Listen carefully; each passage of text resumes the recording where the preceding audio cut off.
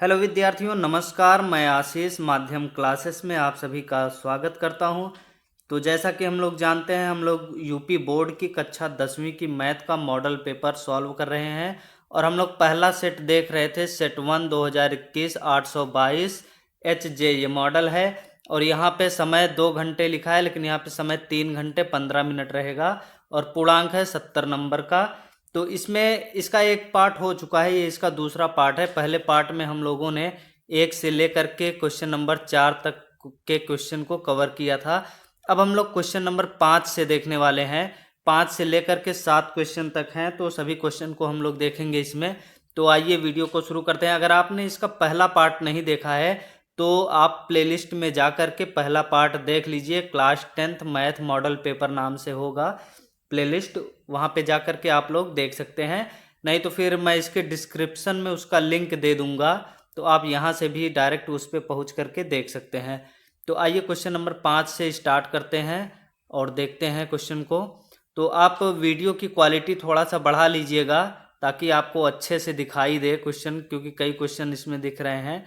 तो हो सकता है कि आपको थोड़ा सा छोटा दिखाई दे, तो इस वजह से हो सकता है देखने में थोड़ी समस्या हो, तो इसलिए आप वीडियो की क्वालिटी को बढ़ा करके तब देखिएगा।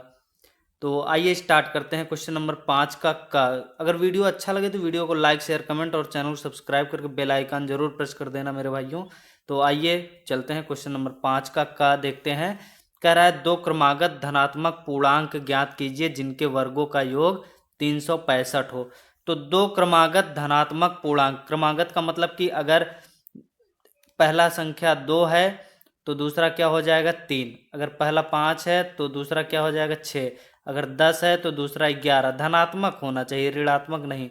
तो ये धनात्मक है ही, तो इसी टाइप से हम लोग इसको देखेंगे। तो मान लीजिए अगर पहली संख्या x हो तो दूसरी क्या होगी x+1। क्यों? क्योंकि इसमें सब एक ज़्यादा है, सभी में क्या है एक ज़्यादा है। क्रमागत संख्याएं मतलब क्या हो गई, जैसे 2 3 4 5 6, क्रम से, ये सभी संख्याएं क्रम से हैं। सभी में +1 करते जाइए तो आगे की संख्या मिलती चली जाएगी।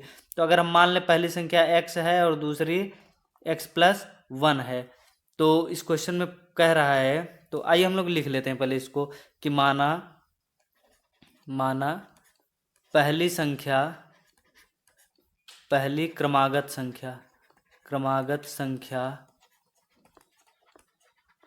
x तथा दूसरी y है, तथा दूसरी y नहीं x+1 है, यानी कि पहली x और दूसरी x+1 है।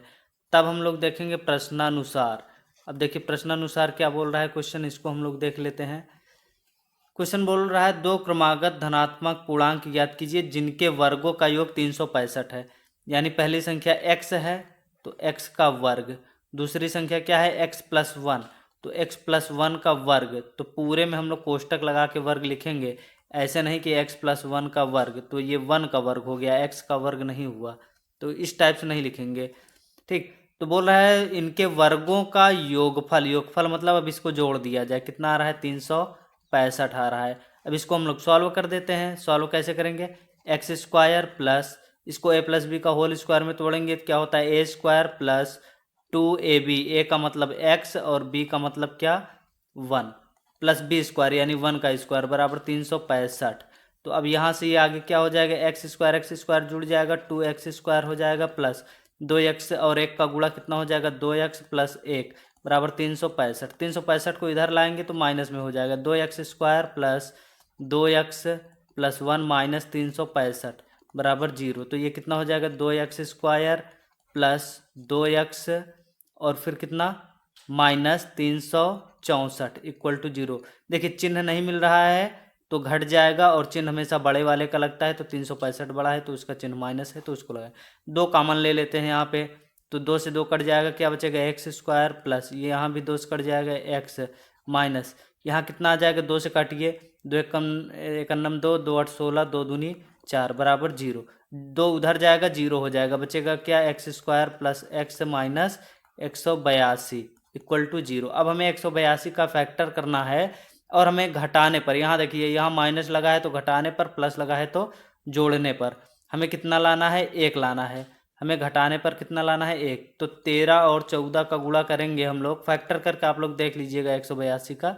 13 और 14 का गुणा करेंगे तो 182 आएगा, और 14 में से अगर 13 घटा देंगे तो हमें 1 प्राप्त हो जाएगा। तो हमें क्या करना है, एक्स स्क्वायर प्लस, यहाँ पे 1 लिखा है, 1 के स्थान पे क्या लिखेंगे 14 माइनस 13। आप ध्यान दीजिएगा 13 माइनस 14 मत करिएगा, क्योंकि 13 माइनस 14 कर देंगे तो -1 आ जाएगा इतना। अब पीछे x लगा है तो x लगा दिए, -182 इक्वल टू 0। अब यहाँ से क्या करिए, एक्स स्क्वायर प्लस 14 और x का गुणा कर दीजिए, 14x minus 13x minus 182 equal to 0। अब यहाँ इन दो का पेयर बना लीजिए, इन दोनों में क्या कॉमन है x, तो क्या बचेगा x प्लस 14 और माइनस 13 इसमें कॉमन है तो -13 ले लीजिए, x बचा, माइनस माइनस प्लस हो जाएगा और ये 14 बार में जाएगा तो इतना बराबर 0। तो एक कोष्टक में क्या आ गया x प्लस 14 और दूसरे कोष्टक में क्या आ गया x माइनस 13 बराबर 0। अब दोनों के बराबर 0 कर देंगे हम लोग। जब दोनों के बराबर 0 करेंगे यानी x प्लस 14 बराबर 0, तो x बराबर कितना आ जाएगा, यहाँ -14 आ जाएगा। और उसके बाद फिर x माइनस 13 बराबर 0 करेंगे ये वाला, तो ये x बराबर कितना आ जाएगा, x बराबर आ जाएगा 13। तो ये आ गया। तो इसमें कह रहा है कि दो क्रमागत संख्याओं को हमें ज्ञात करना है। तो ये -14 ये निगेटिव आया है तो इसको हम लोग अमान्य कर देंगे, इसकी कोई वैल्यू नहीं। तो x बराबर 13 हमें प्राप्त हुआ है। तो हम संख्या क्या माने थे, x और x प्लस 1, तो x बराबर 13 और x प्लस 1 बराबर कितना हो जाएगा, यानी 13 प्लस 1 यानी कि 14। तो संख्याएं हमें क्या प्राप्त हो गई हैं, 13 और 14, ये इसका आंसर है। तो आइए अब चलते हैं 5वें का खा में। तो क्वेश्चन नंबर 5वें का खा देखते हैं। तो खा वाला बोल रहा है, उस बिंदु के निर्देशांक ज्ञात कीजिए जो बिंदुओं ऋण 1, 7 और 4 -3 को मिलाने वाले रेखाखंड को 2:3 के अनुपात में विभाजित करता है। तो इसका एक फार्मूला होता है, उसी फार्मूले से हम लोग इस क्वेश्चन को सॉल्व करेंगे। तो यहाँ पे देखिए क्या क्या दिया है, निर्देशांक इसके क्या क्या दिए हैं, -1 और 7, -1 और 7, और क्या दिया है इसमें 4 दिया है और -3 दिया है। रेशियो क्या दिया है, 2:3। तो यहाँ पे देखिए हम ये मान के चल रहे हैं कि आपने चैप्टर पढ़ा है तभी जाकर के आप मॉडल पेपर को सॉल्व कर रहे हैं। ऐसा क्योंकि मॉडल पेपर सॉल्व करने का मतलब है कि आपने पढ़ लिया है, उसके बाद आप प्रैक्टिस कर रहे हैं। तो हम ये सोचकर देख रहे हैं कि आप एक बार ये चैप्टर पढ़ चुके हैं सभी चैप्टर को। फिर भी मैं इसको 0 लेवल से लेकर के बताने की कोशिश करूंगा ताकि आपको अच्छे समझ में आ जाए। तो यहाँ पे देखिए ये x1 y1 x2 y2 और ये m1 m2 है। तो x1 बराबर यहाँ पे कितना है, ऋण 1, x2 बराबर कितना है, अच्छा x1 y1 बराबर कितना है 7, और यहाँ पे x2 बराबर कितना है, x2 देखिए ये वाला 4, और y2 कितना है, y2 इक्वल टू ऋण 3, और m1 इक्वल टू कितना है 2, और m2 इक्वल टू कितना है 3। तो फार्मूला होता है x बराबर हमें निकालना होता है। तो x बराबर क्या होता है, m1 x2 plus m2 x1 बटे m1 प्लस m2, ये x बराबर हम लोग निकालेंगे। और जब y बराबर निकालेंगे तो क्या लिखेंगे हम लोग, y बराबर जब निकालते हैं तो क्या लिखते हैं, अभी उसको बता दे रहे हैं। उसमें यही केवल m1 ये हो जाएगा m1 y2 plus m2 y1 बटे m1 प्लस m2 ये हो जाएगा। अब देखिए इसके दो फार्मूले होते हैं, अंतः विभाजन जब करेगा और बाह्य विभाजन जब करेगा। तो अगर क्वेश्चन में केवल विभाजन लिखा है तो उसको हम लोग मानते हैं कि ये अंतः विभाजन हो रहा है, और अगर क्वेश्चन में बाह्य विभाजन होना होगा तो वो लिखा रहेगा क्वेश्चन में कि ये बाह्य विभाजन हो रहा है। तो अगर बाह्य विभाजन क्वेश्चन बोलता है तो सूत्र चेंज हो जाएगा, प्लस के स्थान पे क्या हो जाता है माइनस हो जाता है। तो यहाँ जो प्लस है यहाँ पे क्या हो जाएगा माइनस हो जाएगा। और क्या होता है, जैसे अंतः विभाजन बोले या फिर केवल विभाजन बोले तो हम लोग यही फार्मूला लगाएंगे, ठीक है ना। तो आइए आगे बढ़ते हैं, हम लोग उसको अंतः विभाजन ही मानेंगे। तो यहाँ पे देखिए m1 x2, m1 यहाँ पे पहले हम लोग x वाला सॉल्व करेंगे फिर y वाला। m1 यहाँ पे कितना दिया गया है 2, तो 2 गुणते x2 कितना है 4, प्लस m2 यहाँ पे कितना दिया गया है 3 गुणते x1 यहाँ पे कितना दिया गया है -1 बटे m1 प्लस m2 यानी कि 2+3, 2+3, तो ये बराबर कितना आ जाएगा, 4 दूनी 6 माइनस, और ये 3 एकन्नम 3, तो कितना आ गया बटे ये 3 2 5 बराबर 6 में से 3 गया, कितना आएगा, 6 में से जब हम लोग 3 घटा देंगे तो ये आएगा 3, और 3 बटे सॉरी ये 4 दूनी 8 होगा, 4 दूनी ये 8, 4 और 2 का गुणा कितना हो जाएगा 8, माइनस ये 3 का नम 3 बटे 5, तो यहाँ पे देखिए 8 में से 3 जाएगा, कितना बचेगा, ये 5 बटे 5, तो 5 से 5 कट जाएगा तो कितना आ जाएगा 1, यानी कि x बराबर हमें कितना मिल गया 1। अब y बराबर देख लेते हैं, तो y बराबर m1 का मतलब 2 गुणते y2, y2 का मतलब ऋण 3 प्लस m2 का मतलब 3 गुणते y1, y1 का मतलब कितना 7 बटे m1 प्लस m2 का मतलब 2 धन 3 यानी कि 5। अब ये कितना हो जाएगा, 3 दूनी 6 माइनस 6 प्लस और 7 त्रिक 21 बटे 5, तो ये कितना हो जाएगा 21 और 6 चिन्ह अलग अलग है तो घट जाएगा, कितना हो जाएगा 15 बटे 5, तो 5 तियाँ 15 3, यानी कि x और y हमें कितना प्राप्त हो गया 1,3, ये इसका आंसर होगा। तो आइए अब चलते हैं क्वेश्चन नंबर 5 का गा में और देखते हैं 5 का गा क्या बोल रहा है। तो क्वेश्चन नंबर 5 का गा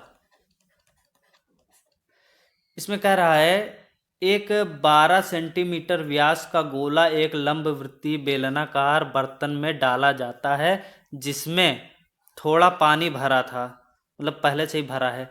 यदि गोला पानी में डूब जाता है तो बर्तन में पानी की सतह 3·5/9 सेंटीमीटर बढ़ जाती है। बेलनाकार बर्तन का व्यास ज्ञात कीजिए। यानी कि ये क्वेश्चन में बोल रहा है कि एक जैसे ये बर्तन है बेलनाकार, ये बर्तन है बेलनाकार,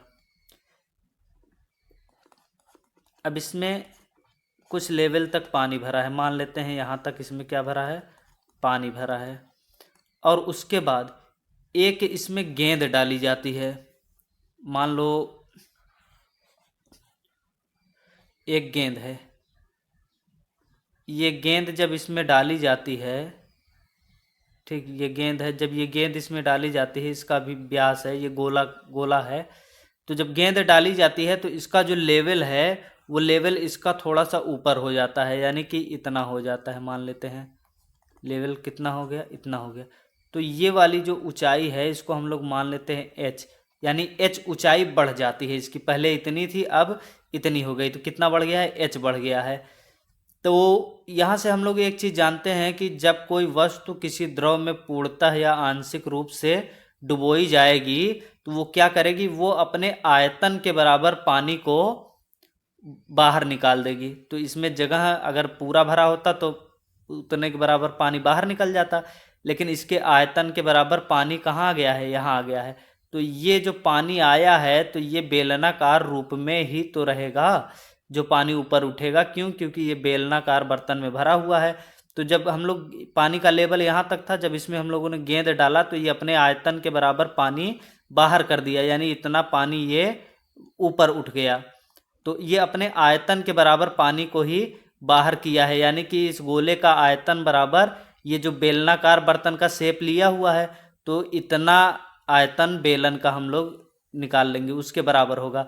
यानी कि इस गोले का आयतन बराबर बढ़े हुए पानी का आयतन, जो कि बेलनाकार बर्तन में है तो बेलन का आयतन का फार्मूला लगेगा।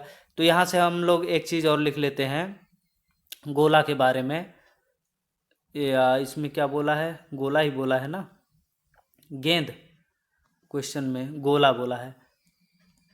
तो गोला के लिए हम लोग लिख लेते हैं क्या क्या दिया गया है क्वेश्चन में, एक 12 सेंटीमीटर व्यास का, तो r बराबर कितना दिया है, सॉरी d बराबर कितना दिया है 12 सेंटीमीटर, तो त्रिज्या इसकी आधी होती है यानी 6 सेंटीमीटर हो जाएगी, यानी कि जो हमें r प्राप्त हुआ है वो 6 सेंटीमीटर का प्राप्त हुआ है।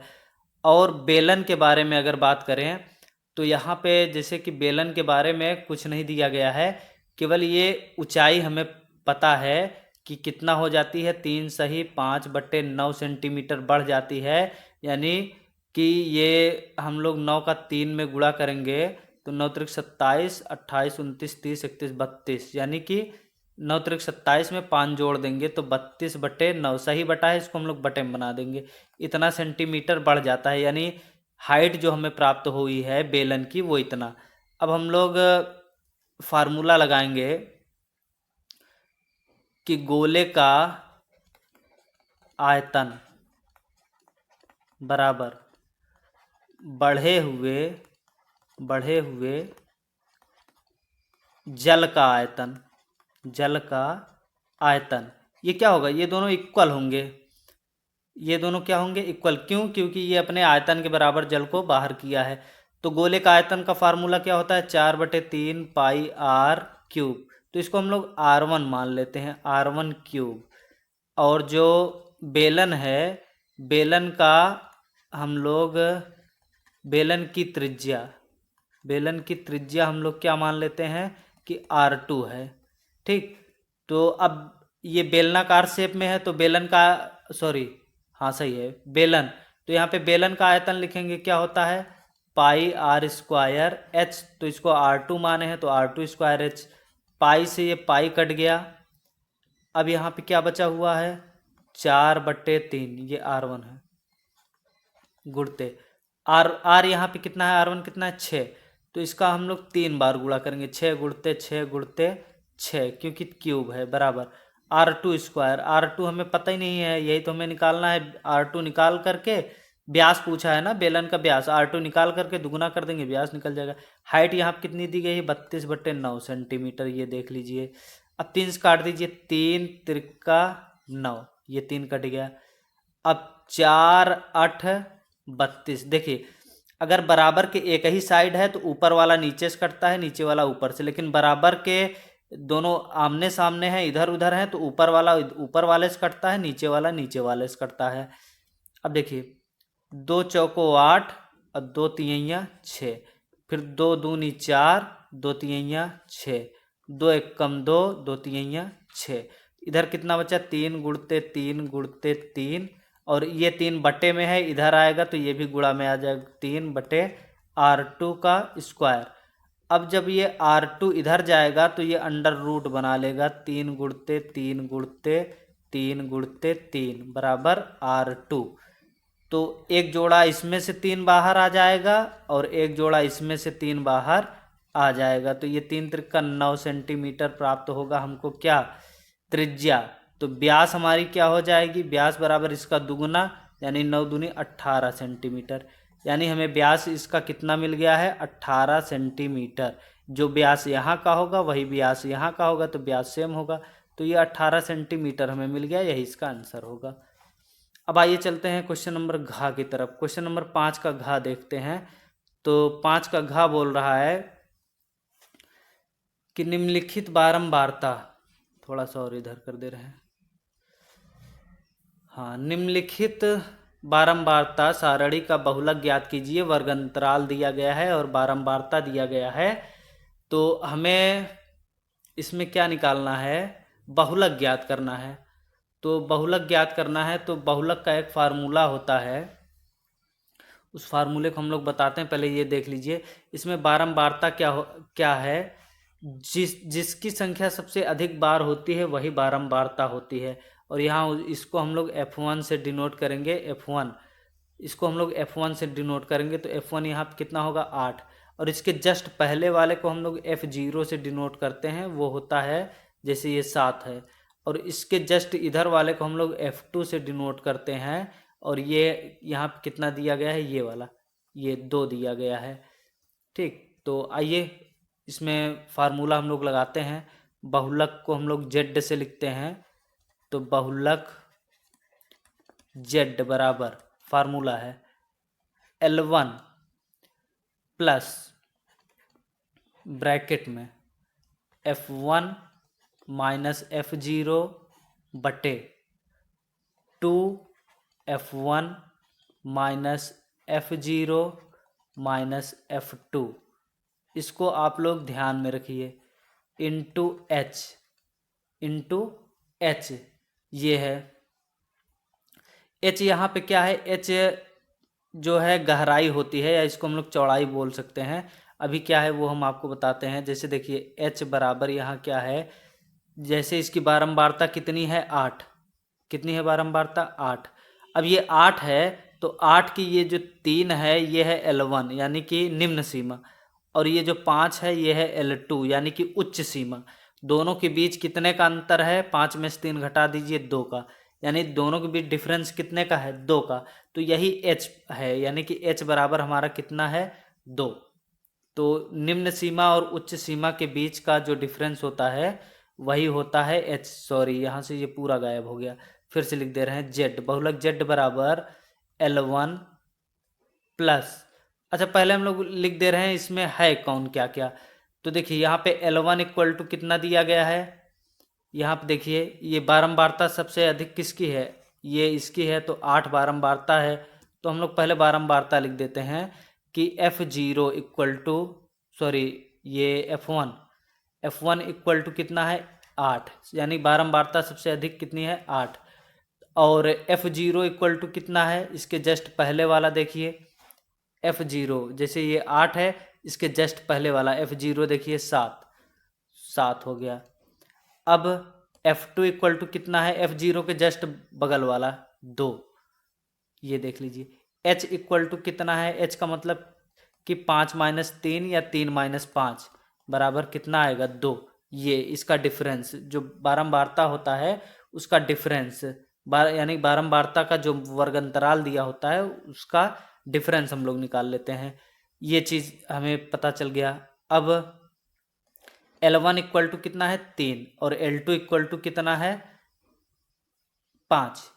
इसमें देखिए 3 L1 5 क्या हो गया L2, लेकिन हमें इससे मतलब नहीं है L2 से।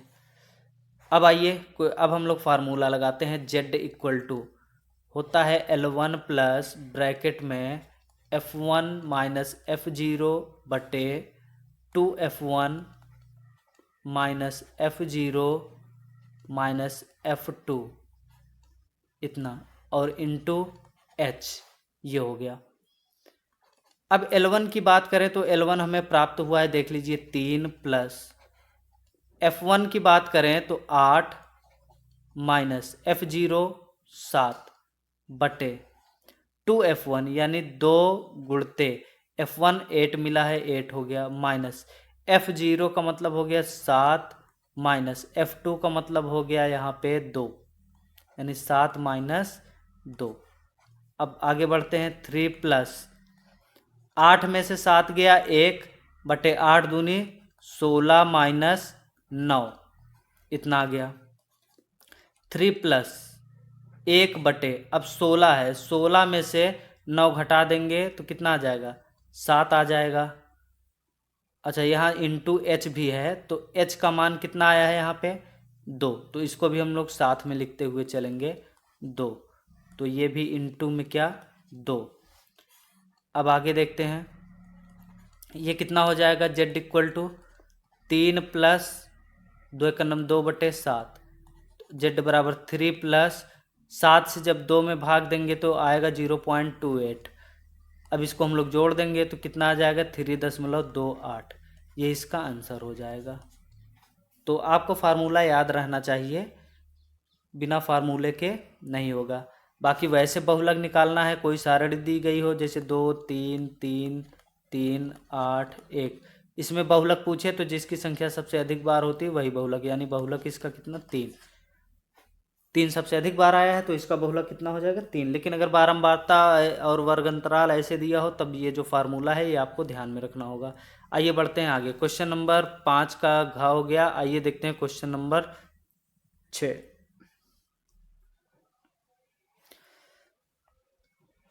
क्वेश्चन नंबर 6 का बोल रहा है 2 अंकों की एक संख्या और उसके अंकों को उलटने पर बनी संख्या का योग 66 है।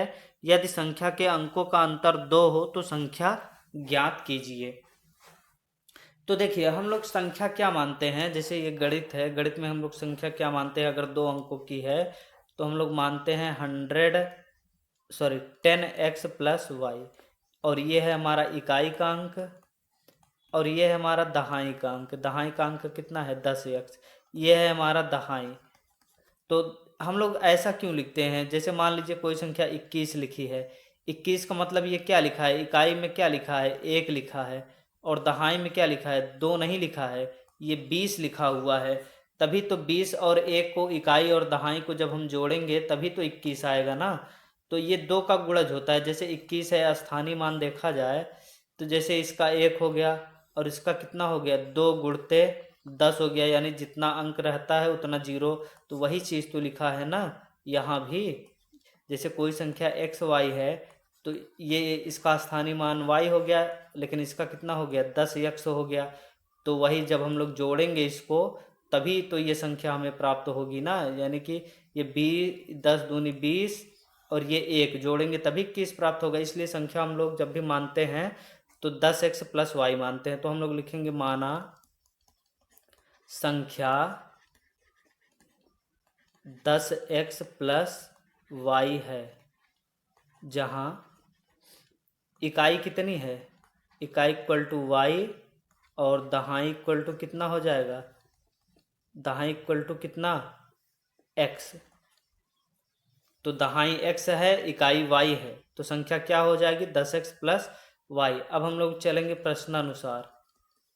प्रश्नानुसार क्वेश्चन बोल रहा है कि यदि 2 अंकों की एक संख्या और उसके अंकों को उलटने पर, यानी कि 2 अंकों की एक संख्या और उसके अंकों को उलटने पर बनी संख्या का योग, जैसे ये संख्या है 10x प्लस वाई, ये संख्या, और उसके बाद इस संख्या को पलट दीजिए, यानी जहाँ x है वहाँ y, जहाँ y है वहाँ x, यानी 10y प्लस x, ऐसे पलट दीजिए। 10 वहीं रहेगा, ये x और y पलट जाएगा।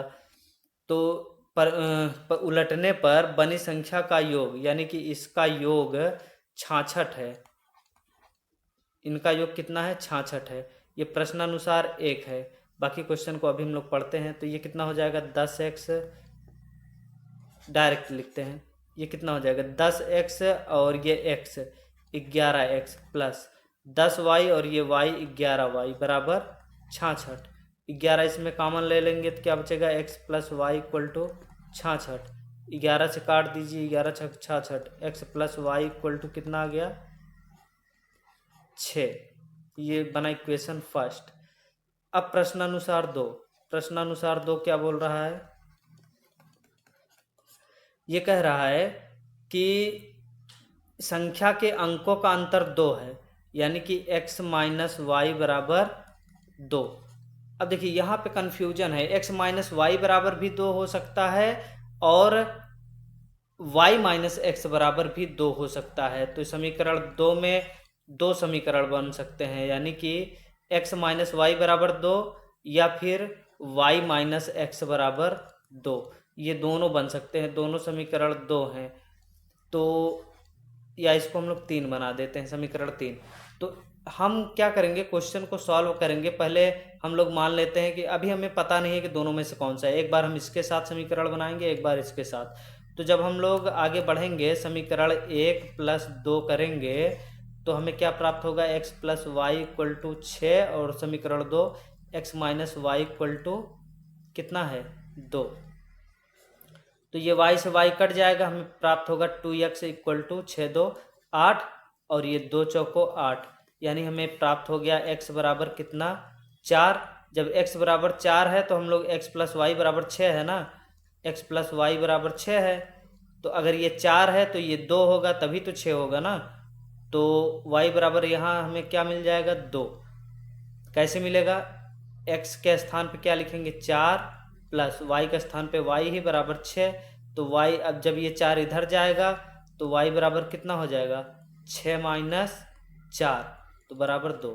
यानी कि अगर हम लोग समीकरण पहला लेते हैं तो हमें x बराबर 4 मिलता है और y बराबर 2 मिलता है। लेकिन अगर हम लोग समीकरण 2 वाला लें, ये तीसरा वाला लें, यानी समीकरण 1 प्लस 3 से अगर हम लोग चलें तो क्या हो जाएगा, x plus y equal to 2, sorry 6, और दूसरा है y माइनस एक्स बराबर 2, y माइनस एक्स बराबर 2। तो ये x से x कट जाएगा, बचेगा क्या, 2y बराबर 8। तब 2 चौको 8, यहाँ y बराबर कितना आ जाएगा, 4, और x प्लस वाई बराबर हमें पता है कितना है 6। तो यहाँ पे x और ये कितना +4 बराबर ये कितना हो जाएगा, ये बराबर 6। तो x बराबर यहाँ पे कितना आ जाएगा 2 आ जाएगा। यानी कि अगर हम लोग, अच्छा ये चीज़ हो गया। फिर यहाँ से संख्या देखिए हमें क्या मिलेगी। जैसे पहला वाला हम लोग निकाले हैं, जगह थोड़ा सा कम है इसी में बता दे रहे हैं। अब देखिए ये जो हम लोगों को संख्या निकालनी है, तो नंबर फर्स्ट केस में हमने क्या देखा है, फर्स्ट केस में x बराबर हमें प्राप्त हुआ है 4 और y बराबर कितना प्राप्त हुआ है 2। तो हमें संख्या क्या मिल जाएगी, संख्या जो मिलेगी वो मिलेगी 10x प्लस वाई है, संख्या हमने माना है। तो 10 गुणते x के स्थान पे 4 प्लस y के स्थान पे यहाँ कितना हो जाएगा, y का स्थान पे हो जाएगा 2।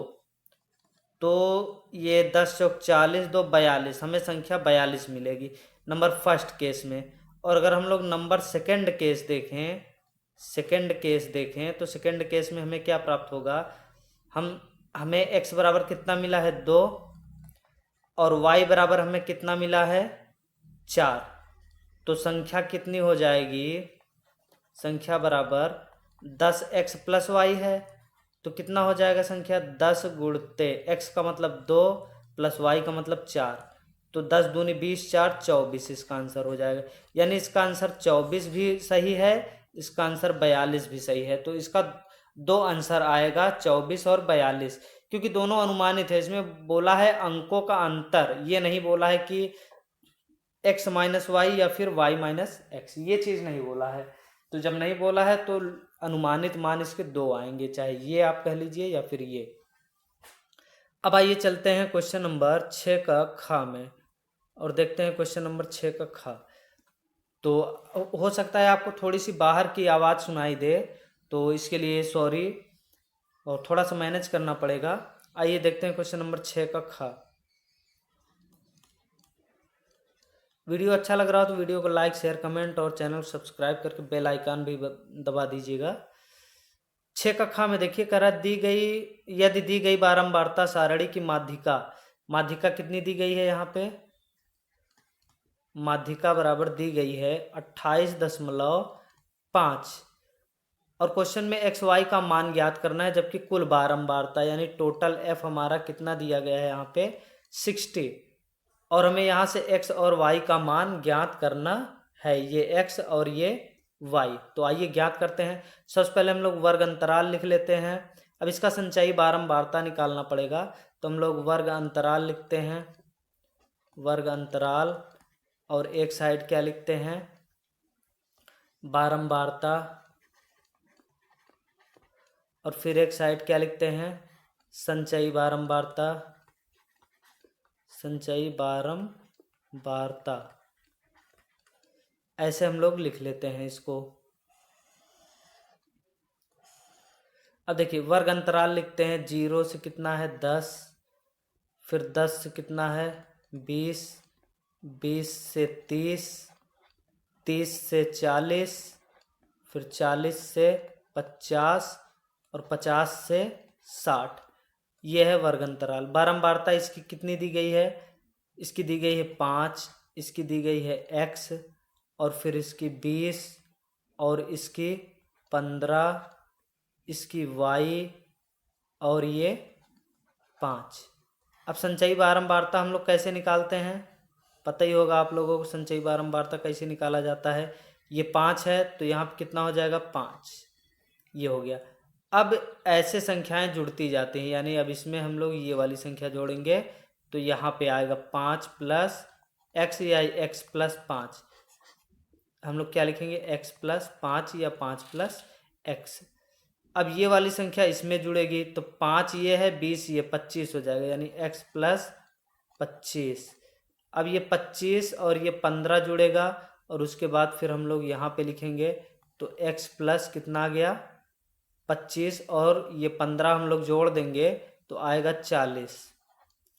अब ये इसको हम लोग इसमें जोड़ेंगे तो x प्लस वाई प्लस 40। अब इसको हम लोग इसमें जोड़ेंगे तो x प्लस वाई और 40 5 45, तो x plus y plus 45। Total बारंबारता यहाँ पे जो दी गई है सिग्मा एफ बराबर कितना दिया गया है 60। सिग्मा एफ यानी कि टोटल एफ का जोड़ कितना है 60। अब यहाँ से हम लोग लगाएंगे फार्मूला। पहले तो हम लोग लिख लेते हैं सब कुछ। माध्यिका 28.5 है, सिग्मा एफ बराबर 60 है। सिग्मा एफ को हम लोग एन भी लिखते हैं कि टोटल संख्या मतलब कितनी है 60, यानी एन बराबर कितना 60। अब यहाँ से देखिए इसकी बारंबारता कितनी आएगी। अगर हम पूछें कि इसकी बारंबारता कितनी है, एफ कितनी है, तो जिसकी संख्या सबसे अधिक होती है वही बारंबारता होता है। तो लेकिन यहाँ पे एक्स अधिक है कि वाई अधिक है ये हमें नहीं पता है। लेकिन यहाँ से एक चीज़ पता चलता है, इसकी माध्यिका 28.5 है, तो 28.5 इस 20 और 30 के अंदर आएगा, यानी इसकी माध्यिका यही होगी 20। क्यों? क्योंकि इसकी जो ये माध्यिका इसकी बारंबारता 20 होगी। क्यों? क्योंकि इसकी जो माध्यिका आ रही है वो इसके बीच में आ रही है, तो सबसे अधिक संख्याएं इसमें हैं। इसका मतलब क्या है कि ये 20 इसकी क्या होगी बारंबारता होगी। तो यहाँ से f बराबर हमें कितना मिल गया 20। तो अगर f 20 मिल गया तो इसी का L1 L2 देखते हैं। L1 कितना हो गया, यानी निम्न सीमा 20, L2 यानी उच्च सीमा 30। तो यहाँ से हमें L1 बराबर कितना मिला है 20 और L2 बराबर यहाँ पे हमें कितना मिला है 30। अब C की बात करें तो C क्या होता है, जैसे कि जो बारंबारता होती है उस बारंबारता के ठीक ऊपर वाली संख्या का जो है संचयी बारंबारता, ये होता है C, या इसको हम लोग CF भी कह सकते हैं। तो ये x प्लस 5 होगी।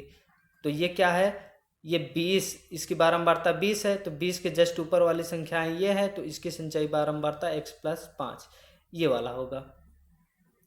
तो यहाँ से ये चीज़ हो गया। अब हम लोग लिखेंगे फार्मूला। तो जो फार्मूला होता है माध्यिका बराबर वो होता है L1 plus L2 minus L1 बटे F और फिर ब्रैकेट में n/2 माइनस C, ये चीज़ हो गई। यानी माध्यिका बराबर क्या हो गया L1 plus L2 minus L1 अपान F ब्रैकेट में n/2 माइनस C। तो इस बात को आप लोग ध्यान दीजिएगा, फार्मूला जरूर याद रखिएगा। अभी जस्ट पहले क्वेश्चन में बहुलक वाला आया था उसको ध्यान दीजिए, और ये माध्यिका वाला इसको ध्यान दीजिए, इंपॉर्टेंट फार्मूले हैं। तो अब ये माध्यिका हमें कितना पता है 28.5 इक्वल टू L1 हमें कितना पता है 20 प्लस L2 हमें कितना पता है 30 माइनस L1 कितना पता है 20 बटे F यानी बारंबारता कौन सी बारंबारता, ये तो योग है, ये वाली बारंबारता हमें कितनी मिली है 20। ये देखिए F बराबर 20, तो यहाँ पे कितना हो जाएगा 20 और ब्रैकेट में n/2, n का मतलब टोटल कितने बारंबारता है 20, ये बारंबारता का योग सिग्मा एफ, ये हो गया 60/2 माइनस C का मतलब कितना हो गया यहाँ पे, ये देखिए x प्लस 5, तो ब्रैकेट में लिखेंगे x प्लस 5। क्यों? क्योंकि सामने चिन्ह लगा हुआ, तो इसको हम लोग बड़ा वाला ब्रैकेट बना देते हैं। अब देखिए क्या होगा यहाँ से ये 2 से कट जाएगा, 2 3 6 30 और ये 20 हम लोग इधर भेज सकते हैं, लेकिन अभी रहने दीजिए या फिर भेज ही देते हैं। ये 20 किस में है, ये प्लस चिन्ह लगा है और यहाँ भी प्लस, तो ये अलग पद है, प्लस है, इधर जाएगा माइनस, तो 28.5 है इधर। जैसे इधर 28.5 है, जब ये 20 इधर आएगा तो ये -20 हो जाएगा, यानी 28.5 -20 हो जाएगा। तो 28.5 में से 20 जब निकल जाएगा तो कितना बचेगा 8.5 ही बचेगा। तो हम इसको डायरेक्ट लिख दे रहे हैं, तो क्या आ गया 8.5 बराबर 20 में से ये 30 है, 30 में से 20 गया, कितना बचा 10/20 और ब्रैकेट में क्या बचा है 30 और ये चिन्ह का गुणा कर दीजिए -x -5 -x -5 सॉरी ये 30 माइनस एक्स, इसको यहाँ से मिटा दें, ये माइनस एक्स और ये -5, ये चीज़ बचा। अब देखिए क्या होगा, इस जीरो से ये जीरो कट गया, बचा 8.5 बराबर 1/2 इधर है, और ये 30 में से 5 चला गया तो बचा 25, और ये माइनस एक्स, तो ये कितना बचा 25 माइनस एक्स। अब ये दो इधर गुणा में है, इधर सॉरी इधर भाग में है, इधर जाएगा गुणा में हो जाएगी, या ये कह लीजिए 1/2 इधर गुणा में है, उधर जाएगा भाग में हो जाएगा, या ऐसे करिए तिर्यक गुणा कर लीजिए इसका। तो जब इसका इसमें गुणा करेंगे तो 8.5 में 2 का गुणा होगा, तो ये 8 दूनी 16 और 0.5 ये 17 हो जाएगा। 17 = 25 माइनस एक्स, ये इधर हो गया। अब माइनस एक्स इधर आएगा तो प्लस में हो जाएगा, बराबर 25। 17 उधर जाएगा तो माइनस में हो जाएगा, -17। तो यहाँ से x बराबर हमें प्राप्त हो गया है 8। जब x बराबर हमें 8 प्राप्त हो गया तो ये आप टोटल जब जोड़ेंगे इसको तो ये कितना निकलेगा। अब जैसे x बराबर यहाँ 8 प्राप्त हो गया, हमें कितना पता है, x ये 5 प्लस x की जगह 8 प्लस ये 20 प्लस ये 15 प्लस ये y प्लस फिर ये वाला 5 बराबर टोटल 60 था। तो अब इन सब को हम लोग जोड़ लेंगे, और जब इन सब को जोड़ेंगे तो ये आएगा, ये 45, इतना पूरा 45 था, 45 प्लस और ये वाला 8, ये अभी मान लीजिए y ही है, तो 45 प्लस y, ये पूरा हमने यही लिख दिया है, ये जो लिखा हुआ है इसी को हमने लिख करके बराबर 60 किया है। तो ये जोड़ेंगे 45 और प्लस ये y, अच्छा ये x है, y नहीं है, ये x है, तो 45 प्लस x प्लस y बराबर 60। अब x हमें 8 मिला है, तो 45 प्लस 8 प्लस y बराबर 60। अब 45 में जब हम लोग 8 जोड़ेंगे तो ये 53 आएगा, 53 प्लस y बराबर 60। तो यहाँ से कितना प्राप्त हो जाएगा, y बराबर ये 60 माइनस 53, तो y बराबर कितना हो जाएगा 7। यानी यहाँ से हमें x बराबर मिल गया 8 और y बराबर मिल गया कितना 7। तो ये इसका राइट आंसर हो जाएगा। अब आइए चलते हैं क्वेश्चन नंबर ग की तरफ। तो छठवां का ग देखते हैं। तो छठवें का ग,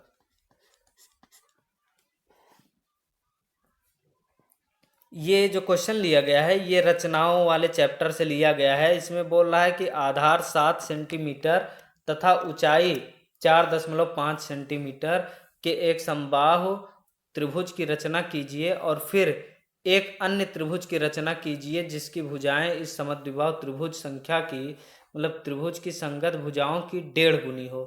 तो इसकी 1.5 गुनी हो हमें ये बताना है। तो हम लोग पहले रचना कर लेते हैं एक समद्विबाहु त्रिभुज की। कैसे रचना करते हैं, हम लोग एक रेखा खींचते हैं BC, और नीचे से खींच दे रहे हैं यहाँ से लेकर के यहाँ तक। ये हो गया B और ये हो गया C। एक क्वेश्चन हम लोग ऐसा देख चुके हैं पहले, तो ये BC हो गया। अब इसका हम लोग क्या कर देते हैं, अर्धक कर देते हैं। ये हमने अर्धक कर दिया। इसका अर्धक कैसे करते हैं, बिंदु B को केंद्र मानकर आधे से अधिक दूरी लेकर एक चाप ऊपर एक चाप नीचे, फिर C को केंद्र मानकर आधे से अधिक दूरी ले, उसी दूरी पे जितने पे B वाला लिए थे उसी पे एक कट इधर एक कट इधर मारेंगे, दोनों को क्या करेंगे आपस में मिला देंगे। तो ये बिंदु जो अगला प्राप्त होगा इसको हम लोग P मान लेते हैं। अब यहाँ से जैसे ऊंचाई बोला है कितना, अच्छा ये आधार 7 सेंटीमीटर ना, तो जो ये BC रेखा है इसको हम लोग 7 सेंटीमीटर की रेखा पटरी से खींचेंगे। अब यहाँ पे ऊंचाई 4.5 सेंटीमीटर का है, तो प्रकार की सहायता से हम लोग एक कट यहाँ मारेंगे और यहाँ A लिखेंगे 4.5 सेंटीमीटर की माप लेकर के। फिर इसको हम लोग इससे मिला देंगे, इसको इससे मिला देंगे। ये तैयार हो गई क्या, आधार 7 सेंटीमीटर और 4.5 सेंटीमीटर का एक समबाहु समद्विबाहु त्रिभुज, ये तैयार हो गया। अब हमें इसकी 1.5 गुना भुजाओं वाली एक और तैयार करनी है त्रिभुज। तो कलर को हम लोग चेंज कर लेते हैं, ये कलर चेंज हो गया। तो हमें इसकी 1.5 गुना पे एक और त्रिभुज तैयार करनी है। तो हम लोग क्या करेंगे, एक न्यून कोण, ये कोण बी से एक न्यून कोण हम लोग बनाएंगे। न्यून कोण मतलब जो कि उससे छोटी हो 90 डिग्री से। तो इसको हम लोग मान लेते हैं एक्स, और इसको हम लोग एक्स मान लेते हैं, और इस रेखा को हम लोग थोड़ा सा और आगे बढ़ा देते हैं। ये बढ़ा दिए, मान लेते हैं ये थोड़ा सा आगे बढ़ा दिए हैं। अब एक छोटा सा चाप लेते हैं, उसी चाप से इसको 1 और ये 2 और फिर एक ये 3 बार इसको कट करते हैं। मतलब उसी नाप से एक नाप लेंगे छोटा सा, उसी से 1 बार और ये 2 बार और ये 3 बार, B1 B2 B3 3 बार इसको हम लोग क्या करेंगे, कट करेंगे। अब कट करने के बाद हम लोग इसको, ये जो B2 है इसको हम लोग C से मिला देंगे, और ये जो B3 है यहाँ से हम लोग एक समांतर रेखा खींचेंगे। समांतर रेखा कैसे खींचेंगे, ये जो रेखा है इस पर 90 डिग्री का जब कोण बनाएंगे तो ये समांतर रेखा यहाँ से खींचेगी, और जो समांतर रेखा खींचेगी वो यहाँ पे आके कट होगी, मान लेते हैं N पे जा कर के कट होगी। तो जब यहाँ पे कट हुई तो ये इसके क्या है, समांतर है। अब हम लोग क्या करेंगे, इस पे भी एक समांतर रेखा खींचते हैं, तो ये जा कर के यहाँ पे मिलती है। अब फिर यहाँ पे ये चीज़ हो गया, इधर तो मतलब कि इधर का काम हो गया। अब हम लोग इस रेखा को थोड़ा सा और आगे बढ़ाते हैं, और ये बिंदु M पे ले जा कर के इसको ख़त्म करते हैं, या M अभी रहने दीजिए, मतलब थोड़ा सा आगे बढ़ा लेते हैं बस। फिर इस N के समांतर एक हम लोग रेखा खींचते हैं। जब N के समांतर एक रेखा खींचेंगे तो ये इधर जा कर के जिस पॉइंट पे मिलेगी वो हम मान लेते हैं क्या है, M है। वो क्या है, M है। अब आप चाहें तो इसके भी समांतर एक रेखा खींच दीजिए। जब इसके समांतर एक रेखा खींचेंगे तो यहाँ जा कर के कट होगी। इसका भी हम लोग कुछ नाम अगर देना चाहें तो दे सकते हैं, जैसे कि मान लीजिए x1 x2, अच्छा ये M माने हैं ना, तो इसको M1 M2 मानिए, M1 M2 ये M, ठीक। तो ये चीज़ हो गया। अब ये जो त्रिभुज तैयार हुआ है, त्रिभुज MBN, यही जो है यही अभीष्ट त्रिभुज है, यही अभीष्ट त्रिभुज है। यानी कि ये जो त्रिभुज तैयार हुआ है त्रिभुज MBN, ये MBN ये त्रिभुज ABC त्रिभुज का 1.5 गुना है। जब ये ऐसा है तो ये B3N, जो B3N होगा ये समांतर होगा B2C के। ये B3N ये B2C के क्या है, समांतर है। और जब ये समांतर है तो एक चीज़ हमें देखने को और मिलता है कि BC/CN इक्वल टू 2/1, यानी जो BC है ये B और ये C, सॉरी ये B और ये C, ये 2 गुना है, मतलब ये 2 भाग है, और CN कितना है, 1 भाग है। यानी कि ये 2 के अनुपात में है, देखिए 1 और 2, 2 के अनुपात में कौन है, BC, और CN 1 के अनुपात में है। ये देखिए केवल 1 के अनुपात में, और ये 1 और 2 के अनुपात में है। ये चीज़ हमें देखने को मिलता है। अब हम लोग क्या करेंगे, अब जो BN है ये पूरा BN बट्टे BC,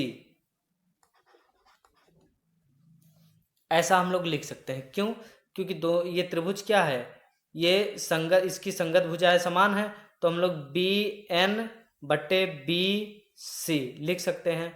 अब BN, ये जो BN है इसको हम लोग क्या लिख सकते हैं, BC plus CN, BC plus CN बटे नीचे क्या है, BC। अब अलग अलग कर देते हैं, यानी BC बटे BC प्लस CN बटे BC। हमने इसको क्या कर दिया, अलग अलग कर दिया, BC बटे BC और BC CN बटे BC। ये कट जाएगा तो 1 बचेगा, तो क्या मिल गया, 1+CN/BC। अब यहाँ मैं लिख दे रहा हूँ, ठीक है, यहाँ जगह कम है। तो 1+CN/BC, तो ये क्या हो जाएगा, 1+CN। CN कितना है, देखिए CN 1 भाग है, 1/BC। BC कितना भाग है, 2 भाग है, तो बटे 2। तो ये कितना आ गया, 1 सही, 1/2, यानी 1.5 गुना हम लोगों ने सिद्ध कर दिया। तो ये प्रूफ हो गया, ठीक है, यहाँ से ये सिद्ध हो गया। अब आइए चलते हैं क्वेश्चन नंबर 6वें का गा में। तो हम लोगों ने क्या किया, हम लोगों ने पहले एक BC 7 सेंटीमीटर रेखा खींची, फिर अर्धक किया, फिर 4.5 सेंटीमीटर को उधर चाप लगाया और फिर इसको मिला दिया, ये त्रिभुज बन के तैयार हो गया। फिर उसका 1.5 गुना हमने ये बना दिया।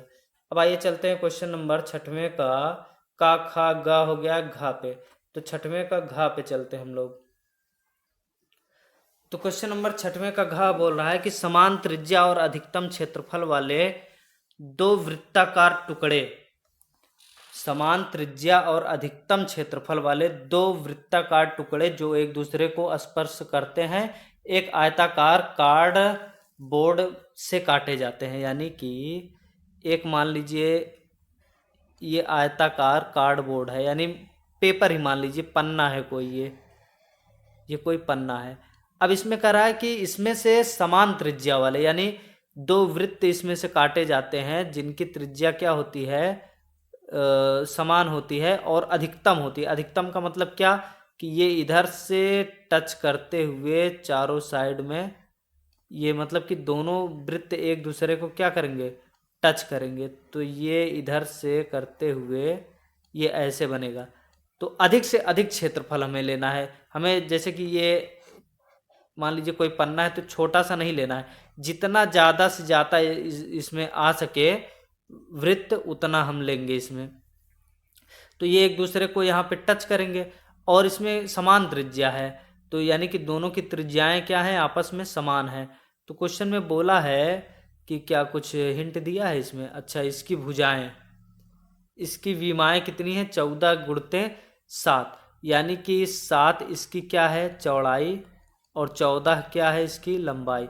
जब टोटल 14 है तो ये बीच, जब दोनों समान बनेंगे तो बीच में, यानी कि बीचों बीच बन रहे हैं, तो 7 सेंटीमीटर इधर बनेगा, 7 इधर बनेगा, तो ये 7 7 14 इसकी लंबाई हो जाएगी।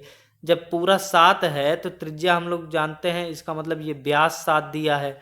जब व्यास 7 दिया है तो यहाँ से हम लोग जब त्रिज्या लेंगे तो व्यास का आधा 3.5, यानी कि यहाँ से हमें रेडियस R बराबर कितना मिल गया है, 3 सेंटीमीटर, सॉरी 3.5 सेंटीमीटर, ये हमें रेडियस मिल गया। तो इसका भी रेडियस यानी त्रिज्या वही होगा, इसका भी वही होगा, क्यों, क्योंकि समान है दोनों। तो अब देखिए क्या होगा, जैसे कि इस पूरे का हम लोग क्षेत्र, हमें क्या निकालना है कि शेष कार्डबोर्ड का क्षेत्रफल, यानी कि इसको वृत्त को यहाँ से काट के निकालने के बाद जो क्षेत्रफल बचा हुआ है वो क्षेत्रफल हमें निकालना है, वो क्षेत्रफल ज्ञात करना है। तो अब देखिए हम लोग क्या करेंगे, जैसे कि इस पूरे का क्षेत्रफल निकाल लें और उसमें से इन दोनों गोलों का क्षेत्रफल घटा दें, तो ये जो शेष बचा हुआ है यही हमें प्राप्त हो जाएगा। यानी कि हमारे कहने का मतलब ये है कि अगर हम लोग इस पूरे का क्षेत्रफल निकाल लें, पूरे आयत का, उसके बाद इस गोले का क्षेत्रफल हम लोग उसमें घटा दें, तो ये जो शेष भाग बच जाएगा, यही शेष भाग, इसी का तो क्षेत्रफल आएगा ना, ये जो इधर इधर बचा हुआ है। तो आइए, तो हम लोग क्या लिखेंगे इसमें, शेष क्षेत्रफल बराबर आयत का क्षेत्रफल, सॉरी डायरेक्ट लिखते हैं, आयत का क्षेत्रफल यानी लंबाई गुणते चौड़ाई, यानी LB, माइनस वृत्त का क्षेत्रफल πr², फिर इस वाले भी वृत्त का क्षेत्रफल πr², दोनों घटा दिए, दोनों के दोनों को हमने घटा दिया, तो ये क्या हो गया, LB। L का मतलब कितना हो गया, लंबाई का मतलब, टोटल लंबाई कितनी है, 14 सेंटीमीटर, तो 14 गुणते चौड़ाई कितनी है, 7, माइनस 2πr², कितना हो जाएगा, 2π, एक πr² यहाँ, एक πr² यहाँ, चिन्ह मिल रहा है, जुड़ गया चिन्ह बड़े वाले का, तो दोनों बराबर है तो माइनस। अब ये 14 और ये गुणते 7 कितना हो गया, 98, माइनस 2 ही गुणते, पाई का मतलब कितना 22/7 गुणते, आर का मतलब कितना 7/2 यानी कि 3.5। तो 3.5 हम लोग लिख दें या 7/2 लिख दें, बात एक ही है। तो 7/2 गुणते 7/2, तो चाहे 3.5 लिखिए या 7/2 लिखिए, बात एक ही है। 7/2 हमने इसलिए लिख दिया ताकि ये 7 से 7 हम लोग आसानी से काट सकें। और 2 ग्राम में 22 ये कट गया, तो बचा कितना 98 माइनस 2 गुणते 11×7=77। अच्छा, इस 2 से ये 2 भी कैंसिल हो गया। अब देखिए 98 गुणते, अच्छा ये 2 जब कट गया है तो यहाँ से हट जाएगा, 98 माइनस 77 ही बचा। तो 98 में से 77 घटा देंगे तो आ जाएगा 21 सेंटीमीटर स्क्वायर, क्योंकि क्षेत्रफल है तो क्षेत्रफल स्क्वायर में होता है, तो ये स्क्वायर, ये इसका आंसर हो गया। तो छठवें का घा भी हो गया। अब आइए हम लोग चलते हैं सतवें का क। तो सतवें का क देखते हैं, तो इसमें अथवा करके दिया गया है और इसमें 4 क्वेश्चन हैं। तो सतवें का क हम लोग देखते हैं, पहले ये वाला देखेंगे फिर अथवा वाला, दोनों में से एक ही क्वेश्चन करना है, लेकिन हम बता आपको दोनों दे रहे हैं, बाकी आप लोग करिएगा एक ही। करा निम्न युग्म को रैखिक समीकरण युग्म में बदल करके हल करिए। हमें इसको रैखिक युग्म में बदल करके फिर हल करना है। तो क्या दिया गया है 5/x-1 प्लस 1/y-2 बराबर 2, और दूसरा क्या दिया गया है 6/x-1 माइनस 3/y-2 बराबर 1। अब यहाँ पे देखिए, अगर यहाँ पे हम ये दोनों सेम हैं, अगर यहाँ पे हम लोग इसको घटा दें तो ये कट जाएगा, अगर 3 यहाँ पे होता तो ये पूरा पूरा कट जाता। तो हम लोग क्या करेंगे, ये समीकरण 1 इसको मानते हैं, इसको समीकरण 2 मान लेते हैं। तो समीकरण 1 में हम लोग 3 का गुणा करके घटा देंगे 2 को, समीकरण 1 में 3 का गुणा करके 2 में घटा देंगे। तो कैसे हो जाएगा, तो यहाँ पे जब 3 का गुणा हो जाएगा तो इसमें 3 का गुणा होगा, तो 5 तिहाई 15/x-1 प्लस ये कितना हो जाएगा 3/3/y-2 बराबर ये 3 दूनी कितना हो जाएगा 6। ये समीकरण हमें 1 वाला ही है, ठीक, 1 वाला ही है। अब समीकरण ये वाला कितना हो जाएगा 6-x-1 माइनस 3/y-2 बराबर 1, ये समीकरण 2 वाला है। तो हम लोग क्या करेंगे, 1 में से 2 को घटा रहे हैं, जब जोड़ रहे हैं, जोड़ेंगे, घटाएंगे नहीं जोड़ेंगे। तो अभी यहाँ पे इसको रहने दीजिए, क्योंकि समीकरण 1 में केवल 3 का गुणा किए हैं, जोड़े तो यहाँ पे है। जब जोड़ेंगे तो ये दोनों सेम है, केवल चिन्ह विपरीत है तो कट जाएगा। बचेगा क्या 15/x-1 प्लस 6/x-1, ये चीज़ बराबर इधर कितना बचा 7। तो इसको जोड़ देंगे, एलसीएम लेंगे x-1, तो इससे ये कट जाएगा 15 बचेगा, प्लस इससे ये कट जाएगा 6 बचेगा। तो 15 और 6 कितना हो जाएगा 21। तो इधर ये हो गया 21 हमें प्राप्त हो गया है, और इधर कितना प्राप्त हो गया है हमें 7।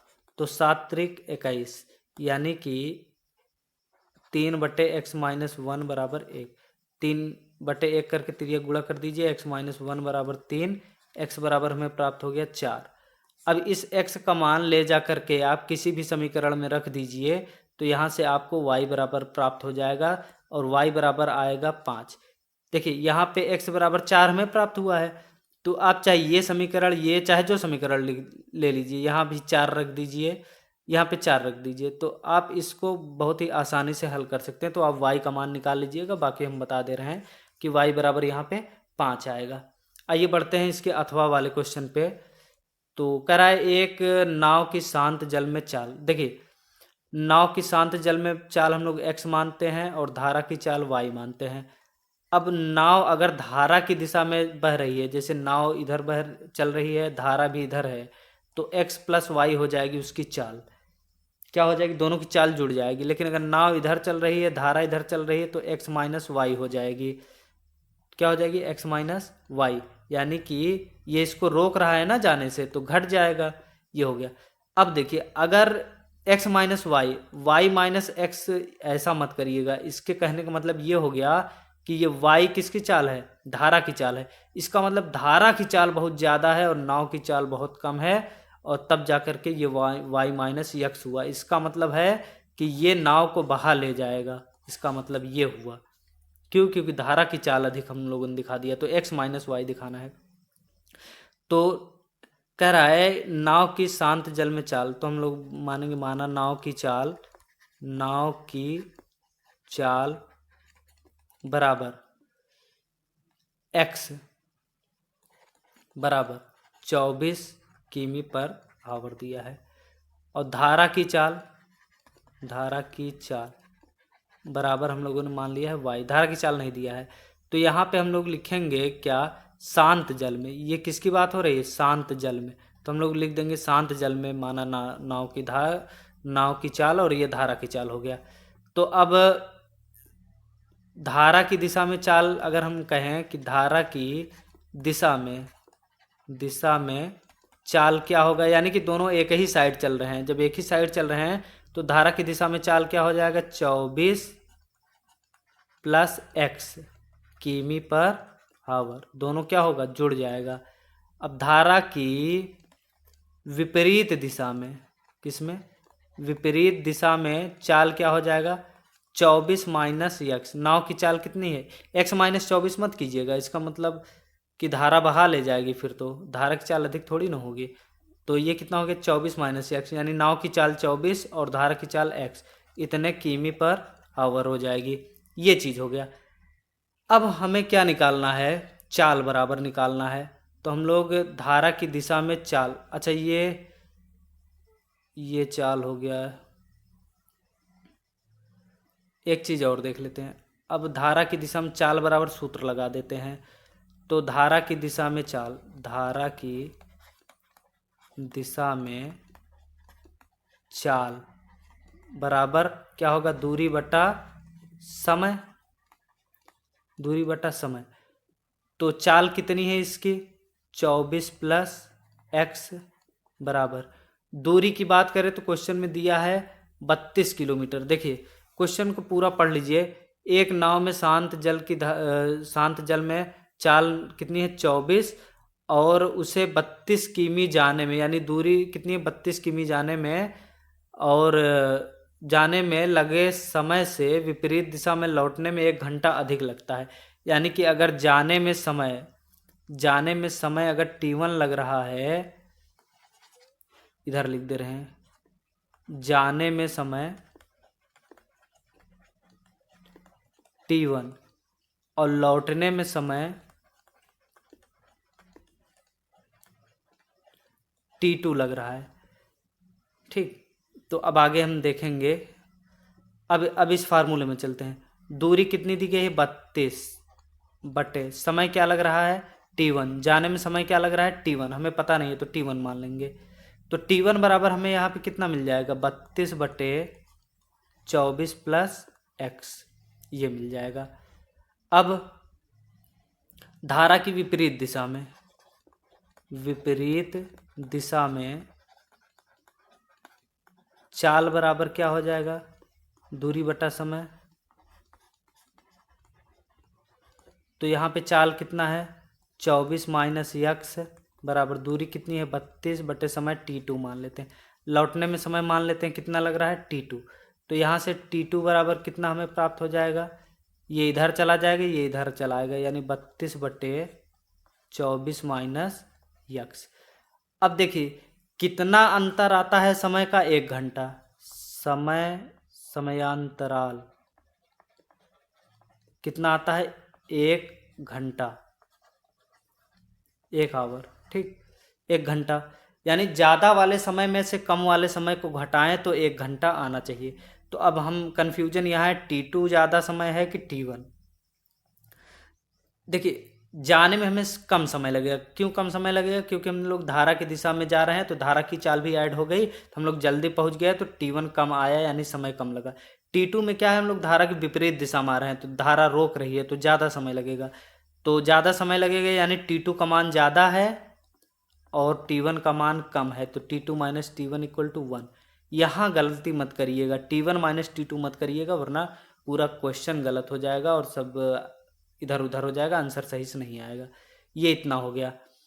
अब यहाँ पे T2 कितना दिया गया है देख लीजिए, 32/24 माइनस एक्स, फिर ये माइनस T1 कितना दिया गया है, 32 बटे, यहाँ देखिए T1 24 plus x, 24 plus x, ये चीज़ दिया गया है और दोनों का अंतर कितना है, 1। अब हम लोग क्या करेंगे, 32 इसमें से कॉमन ले लेंगे और जब 32 कॉमन ले लेंगे तो क्या बचेगा, 1/24 माइनस एक्स इधर और माइनस 1/24 प्लस एक्स इधर बराबर ये 1। अब हमें थोड़ा सा मिटाना पड़ेगा तो हम इधर वाला पूरा मिटा दे रहे हैं, इस साइड वाला इसको हम लोग मिटा दे रहे हैं क्योंकि तभी लिख पाएंगे, वरना जो है लिख नहीं पाएंगे। तो आप लोग उतार लीजिएगा इसको। तो हमने इसको मिटा दिया है। अब आगे बढ़ते हैं। अब यहाँ पे देखिए, ये 32 जब उधर जाएगा तो 1/32 हो जाएगा और हम लोग इसमें क्या ले लेंगे, एलसीएम ले लेंगे।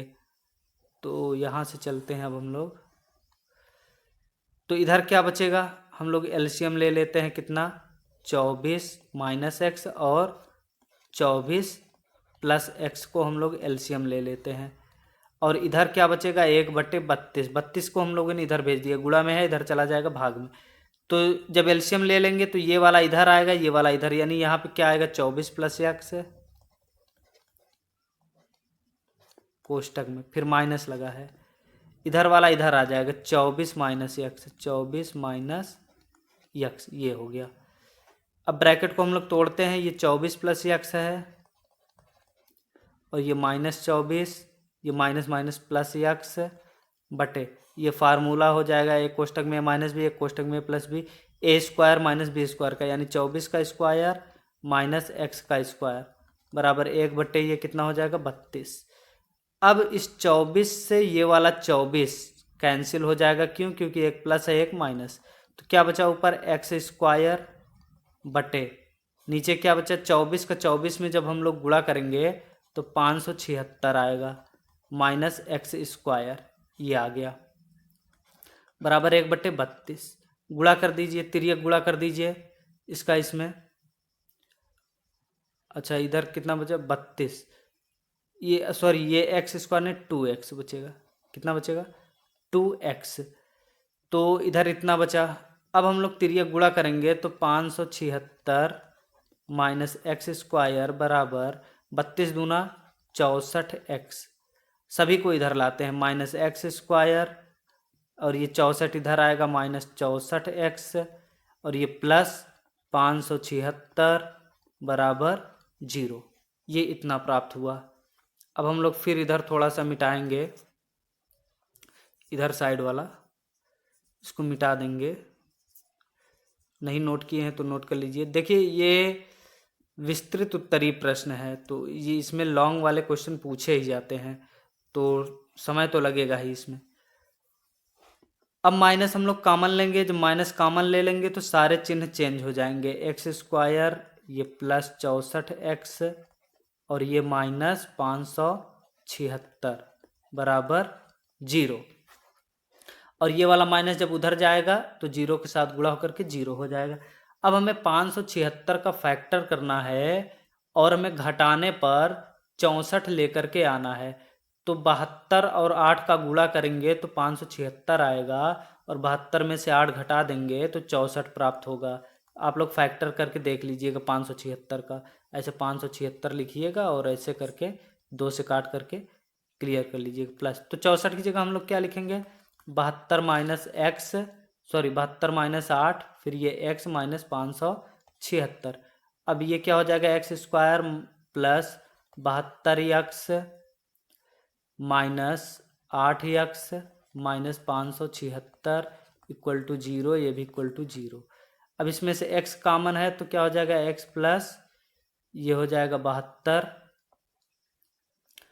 और ये माइनस 8 इसमें से कॉमन है तो क्या हो जाएगा, x माइनस माइनस प्लस ये 72 बार जाएगा बराबर 0, तो एक कोष्टक में x प्लस 72 और दूसरे में x माइनस 8 इक्वल टू 0। अब दोनों के बराबर 0 लिखेंगे, x + 76 बराबर 0, x - 8 बराबर 0। तो ये वाला x बराबर कितना आ जाएगा, -76। जब ये -76 आएगा तो ये अमान्य हो जाएगा, क्योंकि चाल कभी निगेटिव नहीं होगी, तो ये अमान्य हो जाएगा। तो x - 8 बराबर जो 0 आया है, तो यहाँ से x बराबर 8 प्राप्त होगा। ये सही आंसर होगा। तो यहाँ पे x बराबर कितना प्राप्त हो गया है, 8। 8 क्या, किमी पर आवर। तो x बराबर 8 किमी पर आवर हमें प्राप्त हो गया है। ये किसकी चाल हो गई है, धारा की चाल हो गई है। तो धारा की चाल कितनी प्राप्त हो गई, 8 किमी पर आवर। ये इसका आंसर हो गया। तो अब आइए चलते हैं क्वेश्चन नंबर ख की तरफ। 7 का ख, गला पकड़ लेता है। क्वेश्चन नंबर 7 का ख देखते हैं। इसमें देखिए कह रहा है 36 तल पर स्थित ओ बिंदु से, कोई 36 तल पर स्थित बिंदु है, ओ बिंदु से उसी तल पर खड़े एक ऊर्ध्वाधर मीनार। ये पॉइंट है, यहाँ पे क्या है, ओ। और यहाँ से मान लेते हैं इतनी दूरी पर एक मीनार खड़ी हुई है, यह मीनार खड़े मीनार। अब ये मान लेते हैं ए बी है या बी सी है, मान लेते हैं, कुछ भी मान लेते हैं, बी सी। तो खड़े एक ऊर्ध्वाधर मीनार के शीर्ष का उन्नयन कोण 30 अंश है। ये कितना दिया गया है, सी मान लेते हैं, यहाँ 30 अंश है, ये 30 अंश दिया गया है। मीनार की ओर 80 मीटर चलने पर, जब मीनार की ओर हम लोग 80 मीटर आ जाते हैं, ये मान लीजिए 80 मीटर है, और यहाँ पे हम लोग 80 मीटर जब आ गए हैं, तो अब इसका कोण कितना हो जाता है, 60 अंश हो जाता है। यानी कि ये 80 मीटर यहाँ से यहाँ तक मान लीजिए आ गए। अब जो यहाँ से कोण बन रहा है वो कितने का बन रहा है, 60 अंश का। 60 अंश का बन रहा है। देखिए डायग्राम बनाने में गलती ना करिएगा, क्योंकि डायग्राम गलत हो जाएगा तो पूरा क्वेश्चन गलत हो जाएगा। तो इसमें बोला है कि बिंदु ओ है, ओ से कोई मीनार है, वहाँ से देखा गया तो 30 अंश का कोण बन रहा है, और जब 80 मीटर हम लोग आ गए तो उसके बाद फिर देख रहे हैं तो 60 अंश का कोण बना रहा है। तो मीनार की ओर 80 मीटर चलने 60 अंश हो जाता है। मीनार की ऊंचाई ज्ञात कीजिए, ये एच हमको ज्ञात करना है। तो आइए हम लोग ज्ञात करते हैं, देखते हैं क्या है। तो इसको हम लोग x मान लेते हैं कि ये क्या है, x है, और ये वाला क्या है, h है। तो अब त्रिभुज में हम लोग चलेंगे। त्रिभुज, ये वाला त्रिभुज पहले लेंगे, यहाँ वाला, उसके बाद फिर हम लोग यहाँ वाला लेंगे। तो त्रिभुज इसको मान लेते हैं ए है। तो त्रिभुज ए बी सी में tan बराबर लिखेंगे, tan 60 अंश बराबर क्या होता है, लंब बटे आधार। tan का मान क्या होता है, लंब बटे आधार। लंब क्या है, h बटे आधार क्या है, x। tan 60 अंश का मान हमें कितना प्राप्त हो गया है, √3 बराबर h/x, ये है। तो यहाँ से h बराबर हमें क्या प्राप्त हो जाएगा, √3 x बराबर h। ये h बराबर, इसको हम मान लेते हैं समीकरण 1। अब चलते हैं त्रिभुज ओ बी सी में। त्रिभुज ओ बी सी में ये वाला लेते हैं। तो यहाँ से क्या हो जाएगा, tan 30 अंश, 30 अंश बन रहा है, तो क्या लेंगे, tan 30 अंश बराबर h/। अब यहाँ पे लंब बटे आधार होता है, लंब h हो गया, आधार कितना हो गया, tan 30 अंश लिए है ना, इतना पूरा 80 + x, 80 + x। तो tan 30 अंश का मान कितना होता है, 1/√3 = h/80 + x। ये चीज़ हो गया। तिरिया गुणा कर दीजिए, √3h = 80x, 80 + x, ये प्राप्त हुआ हमें। अब यहाँ पे हम लोग h बराबर कितना मिला है हमें, √3x। तो √3 × √3x हम लोग रख देंगे h के स्थान पे, बराबर 80 + x। ये √3 मिलकर कितना हो जाएगा, 3x बराबर 80 + x। अब ये वाला x जब इधर आएगा तो 3x में से एक x ये इधर आएगा, घट जाएगा तो 2x बचेगा। 2x बराबर 80, 2 से काट दीजिए, 2 चौको 8, ये कट गया 0, यानी x बराबर कितना 40। अब यहाँ देखिए h बराबर कितना दिया गया है, √3x। तो x हमें कितना मालूम है 40, तो √3 गुणते 40, यानी कि ये 40√3 इसका आंसर आएगा, इतना मीटर, ये इसका आंसर हो गया। तो 40 हमें ऊंचाई ज्ञात करनी है, तो यहाँ से x बराबर वैल्यू आई है 40, यानी ये वाली वैल्यू आई है 40, जबकि हमें निकालना क्या है, h बराबर निकालना है।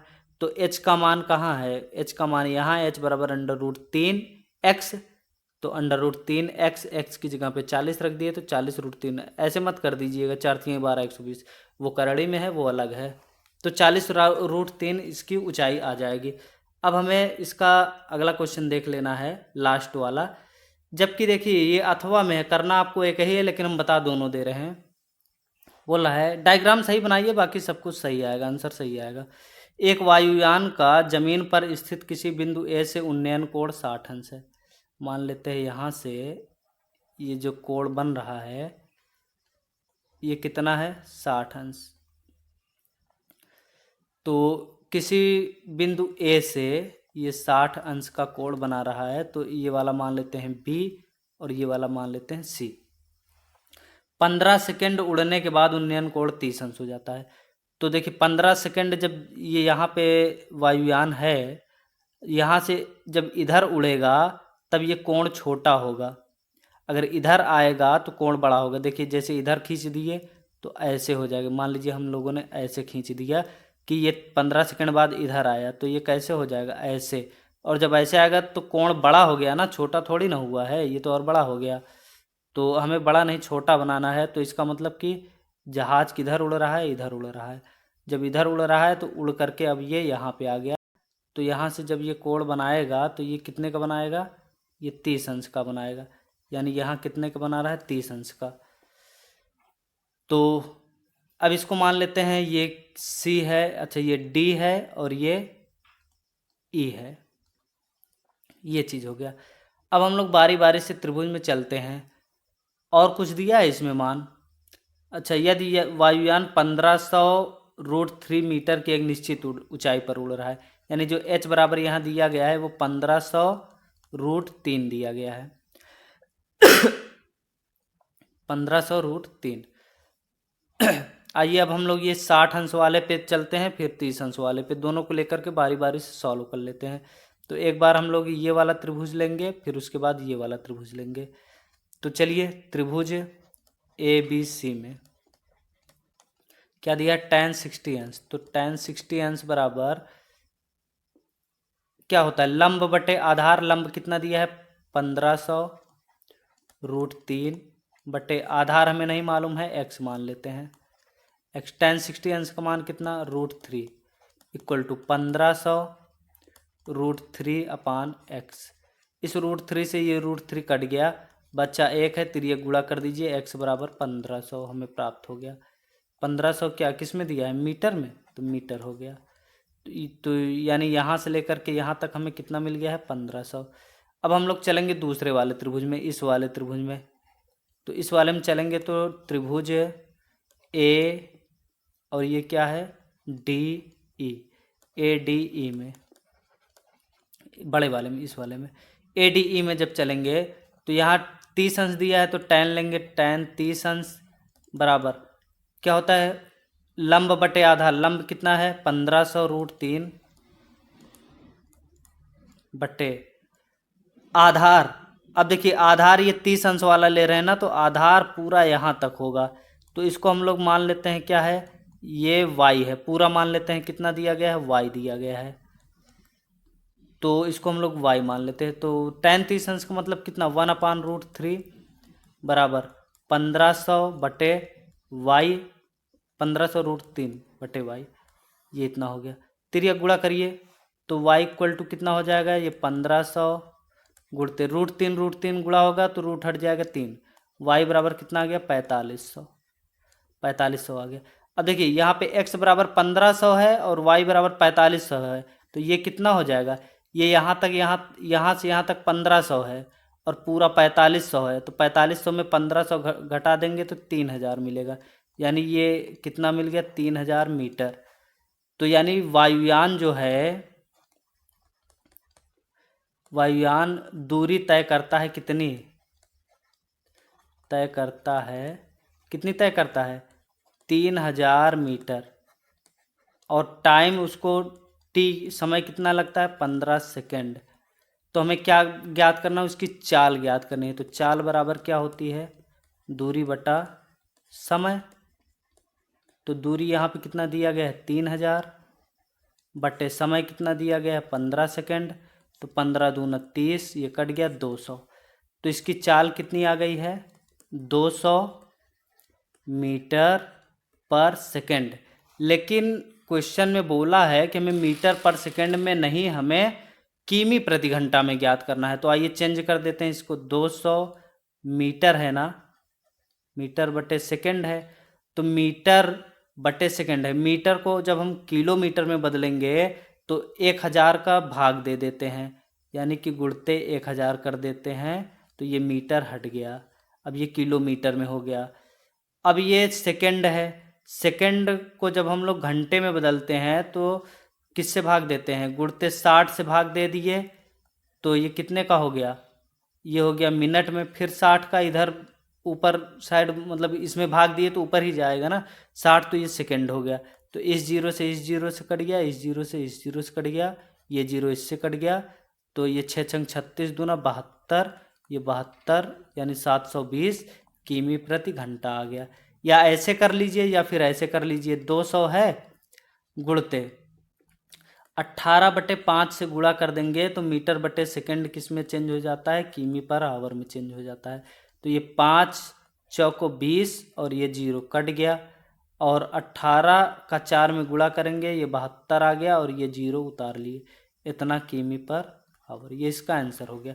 तो मॉडल पेपर 1 सेट 1 खत्म हो गया है, समाप्त हो गया। वीडियो अगर अच्छा लगा हो तो वीडियो को लाइक शेयर कमेंट और चैनल को सब्सक्राइब करके बेल आइकन जरूर प्रेस कर दीजिएगा दोस्तों। मिलते हैं नेक्स्ट वीडियो में, तब तक के लिए थैंक यू।